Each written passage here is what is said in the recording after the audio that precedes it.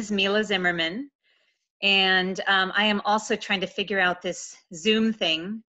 And so I'm hoping that everything I say comes through in a helpful way. So I'm gonna just say a couple things, but then I'll jump right in. I'm not going to give too much of a history or lots of talking about acupuncture. I'm always open for questions, and there are lots of resources out there too, but I really want to give you some practical things you can do during these times as you're probably home and trying to stay well and trying to stay germ-free. And so the one thing I just want to say before I start, in case my computer gets glitchy, I apologize. It shouldn't happen, but it's not the best computer, and I'm hoping my video does not glitch up on us, but maybe Carolyn can let me know. So I chose some acupuncture points. These are points that I use in my office all the time with needles. And people often ask, what does acupuncture do? And my simplest answer is that it really helps to get things, it keeps life moving. We don't want to get stuck. We don't want to get stuck in pain, sadness, anger. So whether it's emotional or physical, everything from digestive to just joint problems, we don't want things to stagnate. We want to keep them moving. So when we access the energy of the points, whether it's by touching them or using needles, we can really free up our energy. So I'm choosing points today that are about generalized good health. And so these are points you can use to nourish all the major organs that are the big players in our lives that over a lifetime kind of get worn down and need a little help. These are wonderful ways to nourish our organs and keep our immune systems up and also help with the emotions. So acupuncture points have multi-uses. There's not one point for back pain or one point for depression or anger. We use them in combinations for many different things. And the main thing I want you to take away is don't put too much pressure on yourself to get the points right. I want you to trust your instincts. I'll give you some locations and then you'll see them on the sheets. And I do this all the time, but if I'm trying to find a point, I'll kind of like use my finger, and I'll use this one that I'll give you later as an example. I'll use my finger and I'll find the location and just shut your eyes and feel what your fingers feel. And if a point feels good to press, even if it's not a technical acupuncture point, trust your gut on that and massage those points. Massaging points that feel good to you, it's a very powerful technique. So I just want to offer that. Don't try to do too many of them. I'm going to show you several and they'll be on the sheets, and then choose 2 or 3 of them, or even just one if that resonates with you, and make that your focus and just be mindful of it. So there's no pressure to do any number of combinations. Just pick what feels good to you. And you Mila, can, yes? sorry to interrupt. I have you on the big screen and you're moving in and out. It's wobbly a little bit. Is there I'm eye wobbly, or is it glitchy? no, your video is just a little wobbly. That's better. That's better. Oh, I think it's that's probably much better. Okay, it's probably because I'm holding, I was holding the computer, sorry. Okay, that's okay. Okay, so with that, what I'd like to begin with, and I'm gonna move around a little bit so you can see me. I would start, if I were doing this, I would start by just breathing. I know you may have been to some seminars where people are teaching you more about meditation or breathing. There's no one right way to do it. I would say, close your eyes or keep them open, whatever works for you. And just be aware of your body, head to toe. Try to connect with the bottoms of your feet if they're planted on the ground. That's always a good thing, is to have them on the ground, whether you're in a chair or standing. And then kind of work your way up. Where are you feeling discomfort? What are you noticing about the different sides of your body? Where are your emotions? What are they doing? Are you cramped up? Are you angry? Are you feeling sad about something, uncertain or fearful? So these are all things that points can help with. We're trying to free up that energy and keep you free flowing. So I just try to start with that awareness. And then as far as getting your own hands on your body, beginning up here at the top of your trapezius, this upper shoulder area where so many people carry their burdens, just really rubbing with your hands, rubbing in that upper area. And I'll show you just kind of right up in here. Give it a really good rub. There's some great points up there for tension, also for the immune system. So you can always use your spine as your midline. And then from there, come out a couple of inches and think about like, what would 2 inches feel like? And you'll feel them. You'll feel the ouch points. You'll feel the points that are tender, and tender points are wonderful. When you get points in there that hurt you, dig in deeper, massage them for a while. So you can come out even farther wherever that feels good to you. So just giving that a really good initial rub, and then coming up to the back of your head, right about that level, here and here. Could you all see me? Okay, so rubbing in the back, kind of where people get those tension headaches. We have a couple of acupuncture points back there that are really, they're specific, but you can just rub all the way in there. And that, just again, dig in there, rub in a circular motion. You can do that with your eyes open or closed. You can have someone, if you have someone else to do it for you, even better. I'm not sure. I don't always have someone to do it for me. So just good, gentle, or whatever feels good to you. If it feels good to push harder, do that. So I would begin there, just connecting with your breath and your feet on the ground, and finding those tension points in the shoulders and the back of your neck. And you don't have to limit it to one little area, whatever feels good to you back there. So I'm going to kind of start from the feet up, because I love the idea of grounding. And I'm going to hold up a paper. And the first point I want to talk about is on the kidney channel. Don't worry too much about the organs, but the points lie on meridians or channels that correspond to your organs. And they all have a role. They're like members of a family who are sitting at a Thanksgiving table together, and they all have a job. And so our role as practitioners is to find out what's out of balance. How do we reconnect you? How do we nourish those parts that are not doing as well, not kind of pulling their weight at the table? So the first point is kidney 1, and it is on the bottom of your foot. And I'm just going to show you this. And the name of it is called Bubbling Spring. I love that name. And it's right around this early springtime. Think of it as this beginning point, and from there the channel comes all the way up, and it ends up here at your collarbone. So it rises up, rises up from your feet all the way up the front of your body and ends right here. So kidney 1. Yep, that's good. Right there.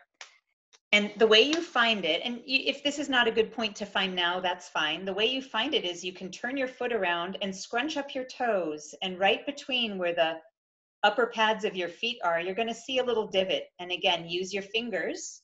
You're going to use your fingers, and I'm going to see if I can maybe show you on my own foot, if that's helpful. This is such an odd way to do a seminar. So there's my foot. I'm going to scrunch up my toes. And right about there, you'll see like a little, see that little divot? And you're going to massage into that point. I didn't think people would see my feet this soon. That was awesome, Mila. You have a very clean foot. Very clean foot. I made sure it was clean. So, and again, when you put your finger in there and any of the points, when you're rubbing, you'll feel it. Sometimes it's tender, and that's normal. And tenderness is good. You're activating the energy of that point. Kidney 1 is wonderfully nourishing to the kidneys, and the kidneys are seen as like your generator, your powerhouse of energy. And over a lifetime, our supply of that energy kind of goes down. So all those the points are wonderful for nourishing your energy. This is not specific to your immune system. This is just really nourishing your bank account of reserves. It's wonderful. I'm going to do another kidney point. This is a really good one for your immune system and to nourish the kidneys. This one is called Great Bell, and it's on your ankle. And I'm just going to show you my little sheet. And that's the inner part of your ankle. So your inner ankle, not your outer ankle. And again, I can show you on my foot. I'm going to bring this over here for a second.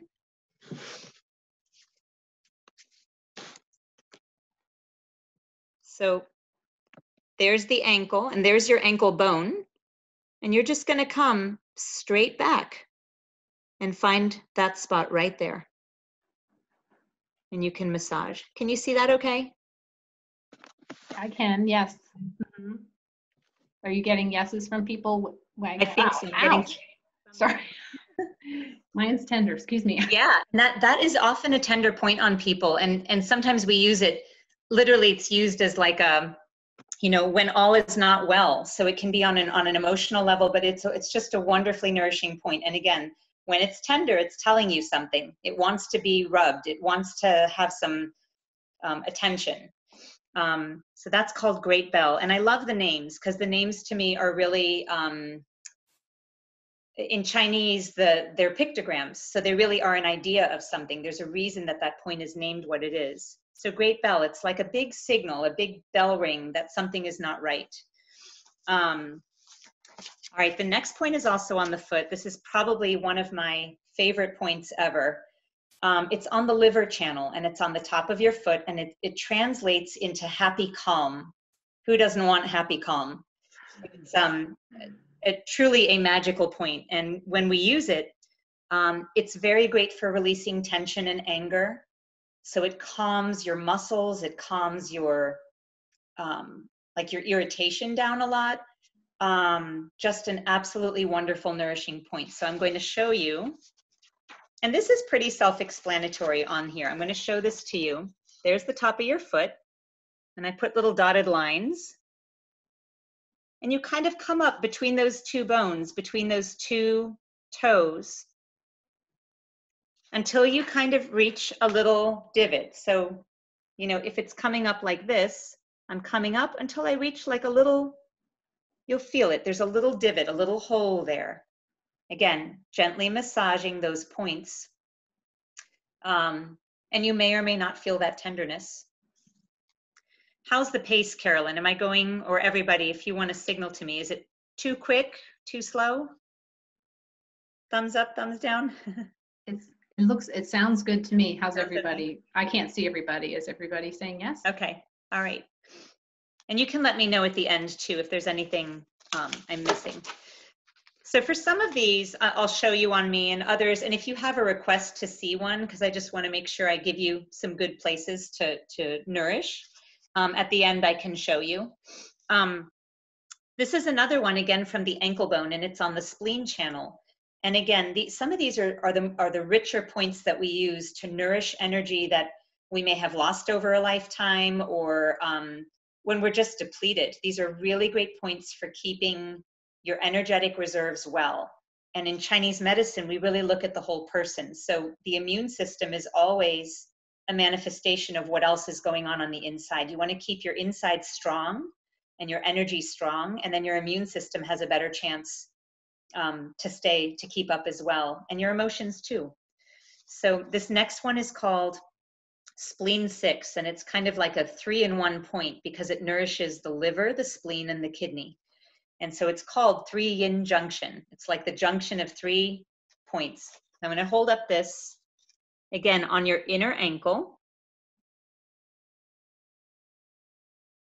And you see about 4 finger widths from that inner ankle.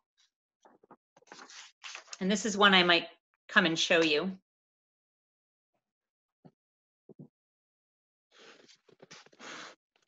And I'm going to show you again on my ankle, if I can. So I'm going to go 4 finger widths. I'm trying to figure out the best way to do this with You're doing a great job. This is very Sorry, the Zoom good. thing is very funny. It's very strange to try to video. So I'm going to go 4 finger widths, and as I come up, I'm kind of more on that front part, 4 finger widths up, kind of hugging that bone on the front. And again, you'll feel it. There'll be a little divot and sometimes a tender spot.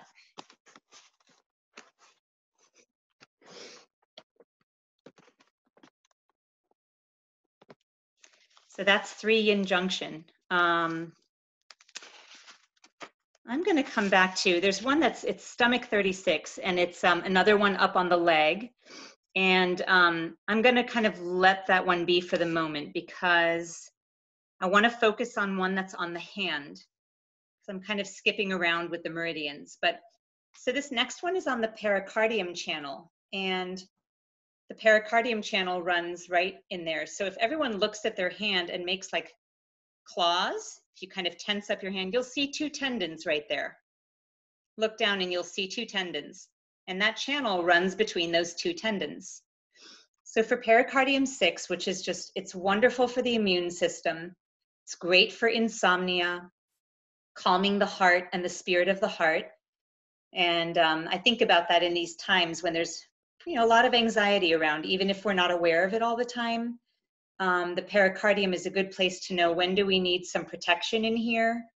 How do we calm ourselves down enough so we can make good decisions and sleep well, take care of ourselves, and not be in fear? So this is a really lovely point. So you'll take your hand, and it's about 3 finger widths from that wrist crease that you see. You'll take 3 finger widths, and then you'll fall into that little spot between those 2 tendons. And then once you find it, you can relax your hand again, but that just kind of gives you a way to find the channel between the 2 tendons. Mila, question? Yes. So if like I'm working on that and I don't feel anything, is it probably good for me to kind of move my finger up and down a little bit? Like I might not be right on the point. You could try that. And then sometimes, depending on the location, maybe our fingers, the pad is a little bit too fat to access the point. So I've used things like the top of a pen or a pencil eraser. You can play with different things. I mean, a toothpick might be a little bit pointy, but we're using needles when I'm doing this in the office. But when you're accessing, yes, that's a great question. You can sometimes just wiggle around. Sometimes we're not directly on it, and you just want to play around a little bit. It doesn't always have to be tender, but or maybe you go a little deeper. Try going in more. Some of these points lie pretty deep, and some of them are a little more surface. So, and if you're not getting a tender feeling, you may be fine in that area. Maybe something that just doesn't need attention. That's another possibility. But definitely just kind of in a nice little circular, tiny, tight motion, just massaging those points. So mine's pretty tender today. No, I feel it if I dig a little deeper. I don't know about dig a anybody little else. deeper, yeah. So with all of these points, just playing with them a little bit. And again, if you find you're getting frustrated, or it's just too much and I'm not finding it, pick one. Pick one that resonates with you. Maybe you like the sound of the name. Maybe the name resonates with you. Maybe it just feels good on your body. And and just play with that one. And again, just starting with the shoulders and the back of the neck and some breathing, and then pick a point or 2 and see what resonates with you. So these 2 are among, I say they're all my favorite, but I've just picked some points that I use commonly and with a lot of effectiveness. There's one, and I'm going to show you this here. So this is a person's inner eye, and the point lies on your inner eyebrow. And it's right here on the inside of your eyebrow. And you're going to feel this one. If you find, you're going to feel a little hole there. There's like a little divot. And if you push in on that one, that is almost always tender. If you push in enough, and sometimes I'll use my pinkies right in there. Or I saw someone just go like this. When we see people do this? But sometimes I'll use my pinkies and I'll get in there. So look at the inside of your eyebrow, right where the hair is still growing on the inside, and push in. Now that one, I would say 99% of the time is tender on people. And this is a wonderful point for springtime allergies, clearing your sinuses, any blockages in your ear or on your sort of this whole area that's connected in the sinuses. So with the allergies that we have and the immune system, if I get someone who comes to me and they have a cold or stuffy sinuses, will needle this point or massage it, and you can almost feel everything kind of melt away. So I've had that experience of waking up in the middle of the night with a really stuffy nose if I'm sick. And if I can't sleep, I will just massage this point in my bed, you know, for 15, 20 minutes, and all of a sudden I'll kind of feel this move. So really, really wonderful point. And I'm going to offer another point for right up here for the immune system. So you can see the collarbone, and you can kind of see right in here. Here's your collarbone. You can feel it on the side, the hard bone right under your neck on the sides. So directly under there, like directly under the collarbone, but maybe 2 inches from your midline, you're going to push right under your collarbone. Now that's tender on me today. This is a wonderful immune point, and it's also the very top of your kidney channel, the one that we started off at the bottom of your foot.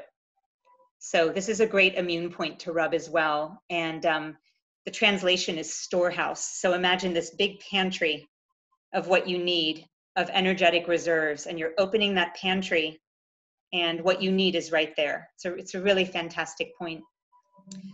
And then I'm going to end with one that is, you know, my patients request it the most. And that one is the one that I was sort of using as an example. The translation of this point is Hall of Impression. So for any of you who've done yoga or meditation, it's like your third eye. It's up above, and it sort of connects to what else you might see. What are your impressions and your intuitions? It is literally between your 2 eyebrows, right there. And you'll feel it again, kind of if you massage it. I'm going to hold up this little.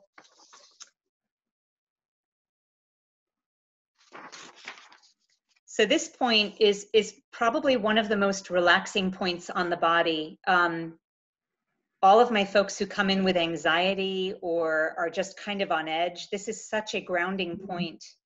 And if you're going to start with one and you're not sure what to start with, just put your hand right in the middle, shut your eyes, and connect. And it is, no joke, people will just say, please do that point, that one again, please, this one again. Because it's, you can sort of feel everything kind of melt away. And people are often just very relaxed having that point. So, gosh, time goes quickly, Carolyn. I'm sorry. I hope that this offered you something to take away. And I'm going to be sending Carolyn these pictures. And through her, maybe you can get more information if you need it too. Thank you all so much for having me. Mila, before I open it up to questions or comments from everybody else, I have a couple of questions I Sure. thought would be helpful for the recording. So if you're doing a point on one ankle or one whatever, do you want to then do it on the other side to be balanced? Either way, like I would say if you have a limitation or you have a time limitation or a limit in your body that doesn't allow you to bend that way, or you can't get the one leg up or something, there is no harm in doing the one side. Usually when I needle both sides, but I've had situations where I couldn't get to a point or there was a restriction, and you're still accessing that energy. No matter what it is. And you can, like, if you have a painful hip, you could try that side, you know, if there's one side of your body that hurts. But again, I don't think there's one right way of doing it. I think both or one is fine. Okay, thank you. And you mentioned a little bit about duration. Like, for example, you said the one point for the sinus opening, you know, you said if you wake up in the middle of the night, 15 minutes. Is it like, what's the inner knowing when you're done kind of signal? Yeah. So for the sinus point, because sinuses are so, you know, you've got stuff inside of you and it's not easy to break up. So that's where I really, and that's a painful point for me, especially when my sinuses are clogged. So I will get in there and I will really try to work that point, because the more you work it, the more it kind of releases. So that's an example of wanting to release something, not build something. You're trying to really like get it to go. I would say as long as you're comfortable for, but I wouldn't do it for like 10 seconds. You know, I would say massage it a little bit. Some people though, like say you wanted to touch a few and you just wanted to go touch, touch. You know, everyone has a different way of doing it. So maybe your touch, if you're practiced and skilled, maybe your touch is a wonderful way of just accessing the point, and then maybe you go back and massage. But if you're going to massage, do it for a minute or so. A minute or two is nice on each point, and it keeps you kind of grounded. Awesome. Awesome. So thank you